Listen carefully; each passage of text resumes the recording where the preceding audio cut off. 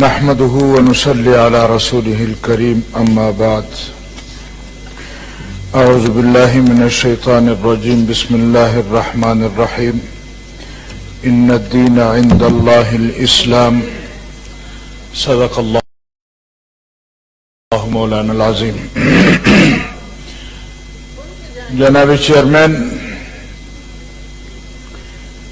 میں آپ کا شکریہ ادا کرتا ہوں کہ آپ نے ایجنڈے پر بات کرنے کا موقع دیا ہے،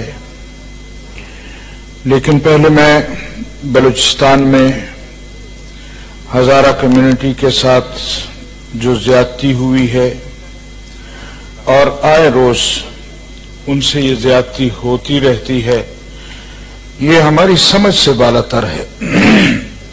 معلوم نہیں کہ یہ تماشا کب تک چلتا رہے گا، لیکن میرے فاضل ممبران جو مسلسل حکومت سے مخاطب ہیں اور ان پر تنقید کر رہے ہیں کہ وزیر اعظم صاحب نہیں گئے اور فلاں نہیں گیا فلاں نہیں گیا، تو میں اپنے ممبران سے گزارش کروں گا کہ بھائی ہمارے وزیر اعظم صاحب یا ہمارے منسٹر حضرات کو اجازت ملے گی تو وہ جائیں گے نا.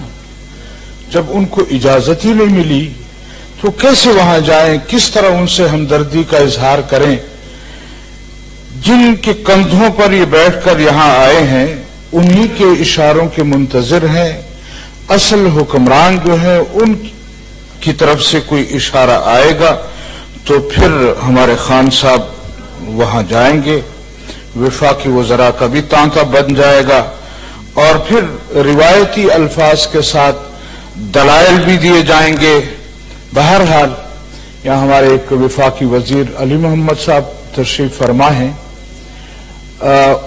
ان کو شاید وہ الفاظ اپنی یاد ہوں جو اصول اس وقت یہ بیان کیا کرتے تھے کہ ابھی ان کو پتہ نہیں یاد ہے یا وہ بھی یو ٹرن لے چکے ہیں، مجھے علم نہیں ہے، کہ جس قتل کا قاتل معلوم نہ ہو وقت کا حکمران یا وقت کی حکومت اس کی قاتل ہوا کرتی ہے.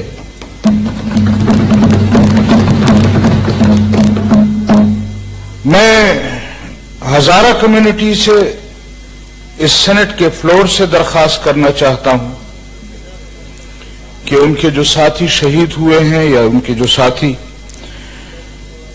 زخمی ہیں یا ان کے لواحقین پر جو گزری ہے، جو ظلم ہوا ہے، یقیناً وہ برداشت کے قابل نہیں ہے. لیکن میں اپنے ان بھائیوں سے یہ ضرور کہوں گا کہ اب ان کی تدفین کا سلسلہ شروع کر دیا جائے. ان حکمرانوں کے کانوں پر مہریں لگی ہوئی ہیں، ان پر کوئی اثر نہیں ہوگا. آپ پہلے بھی اس طرح کی لاشیں اٹھا چکے ہیں، تدفین کر چکے ہیں. ہم ایک مرتبہ پھر اس فلور سے درخواست کرتے ہیں کہ اس طرح ان لاشوں کی بے حرمتی ہوتی ہے، لہذا ان شہداء کو یا ان لاشوں کو اگر تدفین کر دی جائے تو زیادہ بہتر ہوگا. میں اب آؤں گا یہاں، معلوم نہیں میرے خیال میں کاکڑ صاحب، منظور کاکڑ صاحب چلے گئے ہیں. انہوں نے فرمایا کہ میں فوج کا آدمی ہوں. ہم بھی فوج کے آدمی ہیں، ہم بھی فوج کے حامی ہیں، لیکن میں یہ سمجھتا ہوں کہ وہ فوج کے آدمی نہیں ہیں، وہ جرنلز کے آدمی ہیں. انہوں نے اسی لیے جرنلز کا نام لیا، فلاں جرنل اور فلاں جرنل. تو میرے خیال میں ہماری فوج جو ایک ماہرانہ فوج ہے، جو یقیناً وہ فوجی جو بارڈر پر ہمارے ملک کی حفاظت کرتے ہیں، ہم ان کو اپنی آنکھوں کی پلکیں سمجھتے ہیں. لیکن جو جرنلز یہ سمجھتے ہیں کہ شاید اس طرح ہم حکومت پر اور اس سسٹم پر اسی طرح حاوی رہیں گے، میرے خیال میں یہ ان کی غلط فہمی ہے. یہ ملک اس قوم نے بنایا ہے اور اس کے لیے قربانیاں بھی اس قوم نے دی ہیں. ہمیں یاد دلایا جاتا ہے جی کہ پہلے آپ کے دور میں کیا ہوا، آپ کے دور میں کیا ہوا. ہمارے دور میں یا آپ سے گزشتہ ادوار میں جو کچھ ہوا، میرے خیال میں یہ رٹ ابھی ان کو چھوڑ دینی چاہیے. 2.5 سال ہو گئے ہیں آپ کو، اب مزید ان کے پاس وقت نہیں ہے. ابھی کاکڑ صاحب فرما رہے تھے کہ ہم نے یہ کیا ہے، ہم نے وہ کیا ہے، ہم نے فلاں کیا ہے، جبکہ خان صاحب خود تسلیم کرتے ہیں کہ میں ناکام وزیر اعظم ہوں. وہ خود تسلیم کرتے ہیں کہ ہم سے کام نہیں ہو رہا، میرے پاس بندے نہیں ہیں. وہ خود تسلیم کرتے ہیں کہ ناتجربہ کار لوگوں کو اس طرح حکومت نہیں لینی چاہیے، ان کو یہ نہیں کرنا چاہیے. ہمیں کوئی تجربہ نہیں ہے، ہمارے پاس لوگ نہیں ہیں. تو میرے خیال میں اس کے بعد بھی یہ کہنا کہ ہم تو بڑے ترقی کر چکے ہیں، ہم نے تو بڑا سسٹم سے ہی کر دیا ہے. مجھے ایک چیز تو بتایا جائے، کون سی چیز ہے جو آپ نے سیدھی کی ہے؟ ہم تو آپ کو حکمران ماننے کو تیار نہیں. آپ تو کسی کی تعزیت یا کسی کے تدفین یا کسی کے معاملے میں جانے پر بھی ان لوگوں کے اشاروں کے منتظر ہیں کہ وہاں سے کوئی اشارہ ملے تو پھر ہم ہزارہ کمیونٹی والوں کے پاس جائیں اور ان سے کہیں کہ ہم نے آپ کے ساتھ کیا کرنا ہے کیا نہیں کرنا. محترم جناب چیئرمین صاحب، جہاں تک نیب کی بات ہے، ہمارے اس وقت ملک کے حالات جو چل رہے ہیں، ہم نے تو پہلے روز سے یہ کہا ہے کہ ہم نیب کو تسلیم کرتے ہیں. اور اس وقت میرے اپنے پارلیمانی لیڈر جناب مولانا عبدالغفور حیدری صاحب نے بھی کہا کہ ہم تو ان کے سامنے پیش نہیں ہوں گے. لیکن یہ عرض کرنا چاہتا ہوں کہ کیا نیب کا ادارہ صرف اس لیے بنایا گیا ہے کہ وہ صرف سیاسی لوگوں کی پگڑیاں اچھالتا رہے؟ مجھے یاد ہے، شاید ہم میں سے بہت سارے لوگ ایسے اور بھی فاضل ممبران ہوں گے جو اس وقت قومی اسمبلی کے ممبران تھے. قومی اسمبلی میں ایک مرتبہ غالباً 97-98 کی بات کر رہا ہوں، اس وقت ایک سوال لایا گیا کہ نیب نے اب تک جو ریکوری کی ہے اس کی رپورٹ پارلیمنٹ میں پیش کریں. اور اس وقت جو نیب نے پارلیمنٹ میں رپورٹ پیش کی ہے اس میں سب سے زیادہ ریکوری اور سب سے زیادہ کرپشن وہ فوجی جرنلوں نے کی تھی. 7.5 ارب روپیہ ان سے ریکور کیا گیا تھا. پھر اس کے بعد دوسرا نمبر بیوروکریٹس کا آیا تھا جنہوں نے تقریباً 4.5 ارب کرپشن کی تھی اور ان سے ریکوری ہوئی تھی.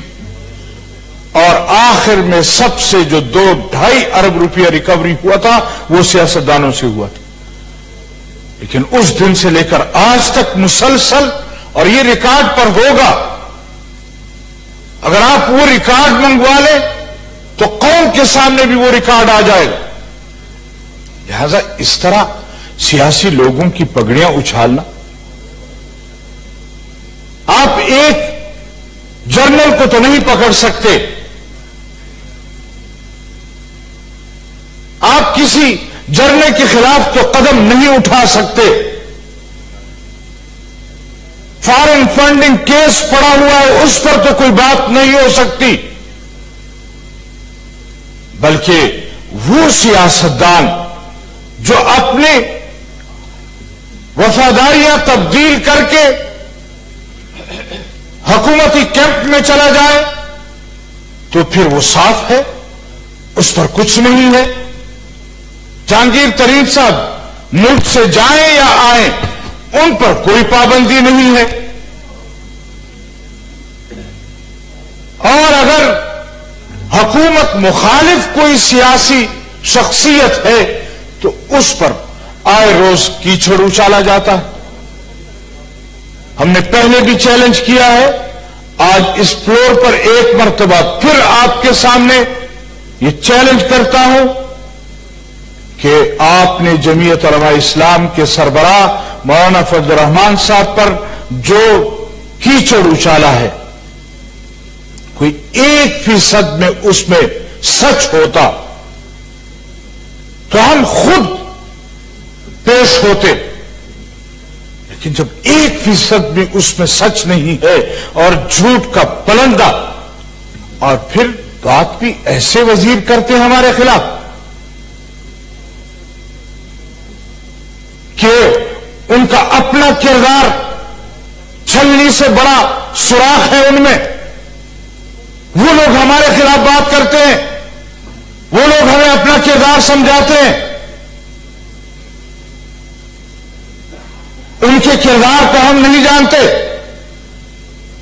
چیئرمین صاحب خدا پہ یقین کریں، اپنی شرافت اجازت نہیں دیتی، ورنہ ان کے اور ان کے خاندانوں کی جو کہانیاں ہیں وہ اگر منظر عام پر آ جائیں تو پھر یہ گلیوں میں بھی منہ چھپانے کے قابل نہیں رہیں گی، لیکن ہمیں اپنی شرافت اجازت نہیں دیتی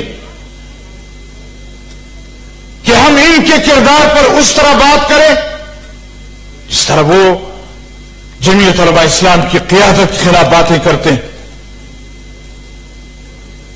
لہذا ایک حد میں رہیں، حکومت ہو، نیب ہو، کوئی ادارہ ہو، کوئی جرنل ہو، اپنے حد میں رہیں، اور اگر یہ حد کراس کریں گے تو پھر ایک دن ایسا بھی آئے گا کہ صبر کا پیمانہ ہمارا بھی لبریز ہوگا۔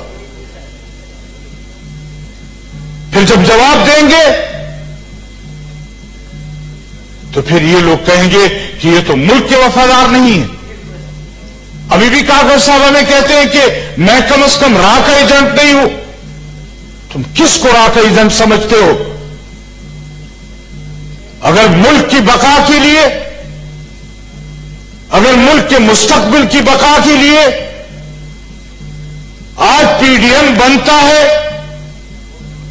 تو اس پر الزام لگا دیا جاتا ہے کہ تم راہ کے ایجنٹ ہو۔ آپ کا کردار کیا ہے؟ میں تو حیران ہوں کہ کاکڑ قوم وہ ایک غیرت مند قوم ہے، لیکن آج اس کاکڑ نے اپنی قوم کو بدنام کیا ہے۔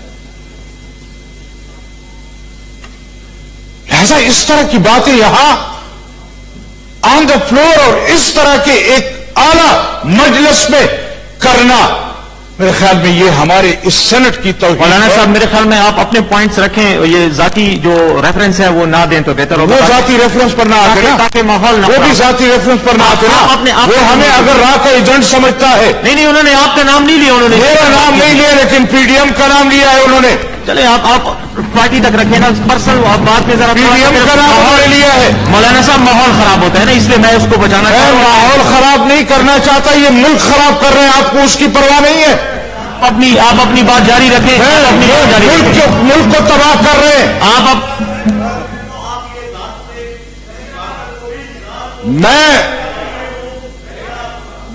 میں کاکڑ قوم کو نہیں کر رہا، لیکن جو الفاظ اس نے استعمال کیے ہیں پی ڈی ایم کے خلاف، میں قوم کو نہیں کہہ رہا، میں کہتا ہوں کاکڑ قوم غیرت مند قوم ہے۔ اس جیسے لوگوں نے کاکڑ قوم کو بھی بدنام کیا ہے، سینیٹر صاحب قوم کو بھی بدنام کیا ہے۔ آرڈر کریں، نہیں آپ بیٹھیں، آپ تشریف رکھیں، آپ جوابی تقریر میں بات کر لیں اپنی۔ میں یہ سمجھتا ہوں، جی میں یہ سمجھتا ہوں کہ ہمارے پارلیمنٹ کی توہین کی گئی ہے، یہ اس ہاؤس کی توہین ہے۔ یہاں اس طرح کی زبان استعمال کرنا، اس طرح کی باتیں کرنا، اپنے سیاسی قائدین کے متعلق ان کو راہ کا ایجنٹ کہنا، اس پر ان لوگوں کو معافی مانگنی چاہیے۔ یہ قوم کی خیر خواہ کی عادت ہے، یہ ملک کی خیر خواہ کی عادت ہے، لہذا اس طرح کی گفتگو ہم یہاں یہ سننے کے لیے نہیں آئے۔ اور میں نے عرض کیا کہ ہمیں اپنی شرافت اجازت نہیں دیتی کہ ہم ان کے خلاف بھی وہی زبان استعمال کریں جو بازاری زبان یہ یہاں پارلیمنٹ میں استعمال کرتے ہیں۔ اچھا اس طرح کی باتیں اگر آپ کریں گے، اور ایک حد ہوتی ہے چاپلوسی کی بھی، ایک حد ہوتی ہے بے حیائی کی بھی، ایک حد ہوتی ہے. آخر کس حد تک آپ لوگ جانا چاہتے ہیں؟ ہمیں یہ ملک عزیز ہے، ہمیں یہ پارلیمنٹ عزیز ہے، ہمیں یہاں کے ادارے عزیز ہیں، لیکن آپ تشریف رکھیں، میں کرتا ہوں اس کو. میں آپ کو میں نے ٹھیک. آپ بیٹھیں. میں تقریباً 14 منٹ بعد آپ نے کر لی ہے. اب آپ وائنڈ اپ کریں. اگر کاکڑ صاحب کی خدمت میں عرض کر دوں کہ کاکڑ صاحب میں نے وہ باتیں آپ کی غیر موجودگی میں کی ہیں تو میں آپ کے سامنے بھی کرنے کو تیار ہوں. میں آپ کے سامنے ماحول کو کبھی خراب نہ کریں. ایک حد ہوتی ہے کہ کسی حد تک انسان نیچے جاتا ہے. 2 منٹ.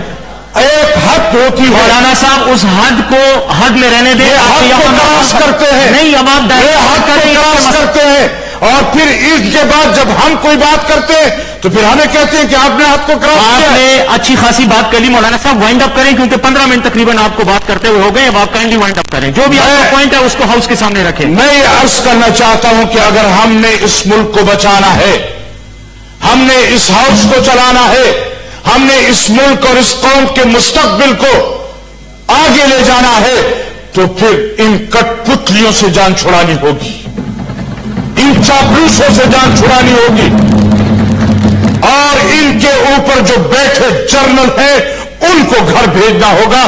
تب جا کر ہم اس ملک کو بچائیں. Thank you. سینیٹر برامن خان.